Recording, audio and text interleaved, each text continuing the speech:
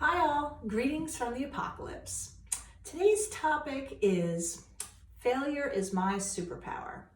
And I'm gonna warn you ahead of time, I think we're gonna delve a little bit into some deep thoughts. So, if that's not your cup of tea or you're not feeling that today, just skip it and maybe you'll be ready to look at it another day.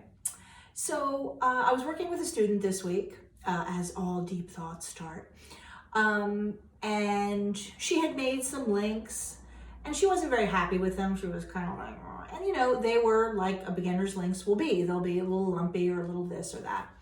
And you could see she wasn't very happy with them. And I said, oh, well, let's just make some more. And she was like, which, like I had threatened her dear puppy or something. She's like, oh, but it took me so long to make these.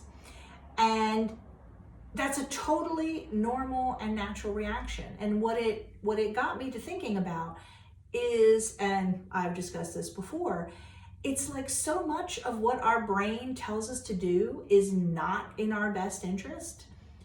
And that's one of those examples.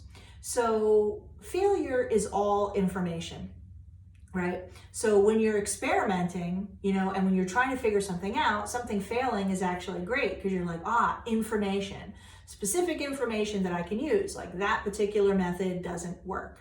So when I'm like making tools or experimenting with a technique, failures are just like, okay, good, next, great, another failure, next. Because that gives you extremely usable information. Because the one way or the couple ways that work, that's going to be a couple choices out of a lot.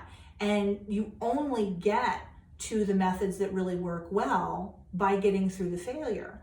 But because we've all been sort of emotionally conditioned to fear failure, maybe that was some kind of Freudian slip.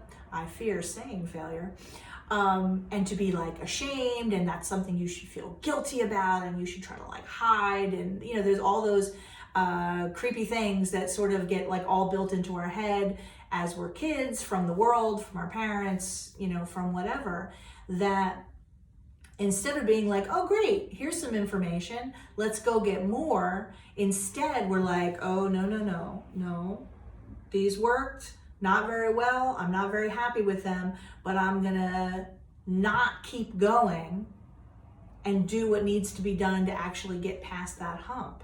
And it really just got me thinking about how so much of our conditioning conditions us to do the opposite of what is gonna make us succeed. I've jokingly said to people before, failure is my superpower, because when I was learning, I would just destroy things and be like, that sucks. You know what I mean? And go on to the next, because I just felt like the faster I failed, you know what I mean? And the more times I failed, the faster I would get to being good at things. And that is how it works. But it's like everything we feel and everything we quote unquote know tells us the opposite of that. So I just want to talk to you all about it a little bit, how fear of failure actually keeps you from actually accomplishing anything. And I'm always trying to encourage my students to go on and fuck it up but good, and then let's try it again, and let's try it again, and let's try it again.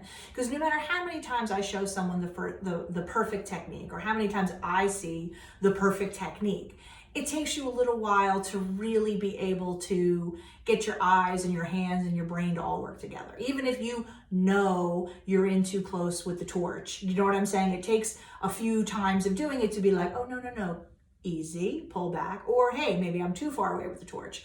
Whatever the case is, it takes a while for everything to work together, for our brain to know what we should do, and our eyes and our hands and whatever to all work as a team and actually get you to that place where you're doing it the way that actually works well. So I just thought I'd take a little time and say to everybody, pause and really think about what your brain is telling you, because anybody can learn technique. I mean, and I'm not saying some people are a little better with their hands than others, but the truth is, you practice, you will get better. That is a guaranteed thing. I have never worked with someone who put diligent effort into it and didn't get better. Everyone will get better with time and practice and whatever.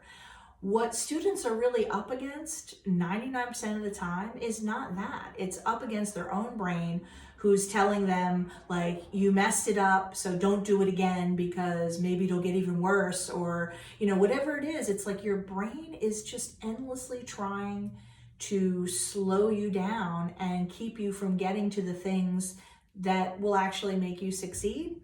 And I don't know about like every endeavor in the world. You know what I'm saying? Like maybe some people do something and they're just such a rock star or genius at it right away that like, the angels sing and all that kind of thing. That's cool, but I kind of doubt that's how the vast majority of us live our lives. I mean, I definitely didn't. I've told you many times and I'll tell you again, ask any of my original teachers. No one was like, oh, that Jeanette, such a talent. Like, no, I sucked like everybody else. I just kept doing it. So today is the day to maybe pause and start to question that voice in your head that says like, no, don't do anymore, or I'm not good at this, or I'm just not learning it, or whatever. And really think about where those thoughts come from. Are they coming from a place of helping you get somewhere, or are they basically just shooting you in the ass and being mean? It is my experience that most of that self-talk, you know what I mean, is just, I don't know, shooting yourself in the ass and making your life harder. So as I've said many times also, this is above my pay grade. I am no psychology major, but maybe today when you're working in the studio or next time you're working in the studio and you have those negative thoughts, like pause and think, where's that coming from? And what does that actually do? Do you know what I'm saying? Like, does it actually get me anywhere, or does it just make me want to stop? Anything that makes you want to stop can't really be in your best interest. So that's my deep thought for today, and why I wanted to remind you all that the only reason that I know the things I know, and hopefully I'll learn lots more by the time,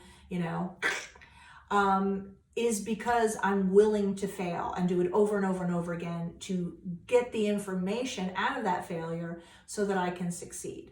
That's the only way that I've ever seen anybody get any good at jewelry making. And although I'm sure this is not true just of jewelry making, because I would assume if you're learning to play the piano or, write code or whatever it is, you just gotta like keep at it.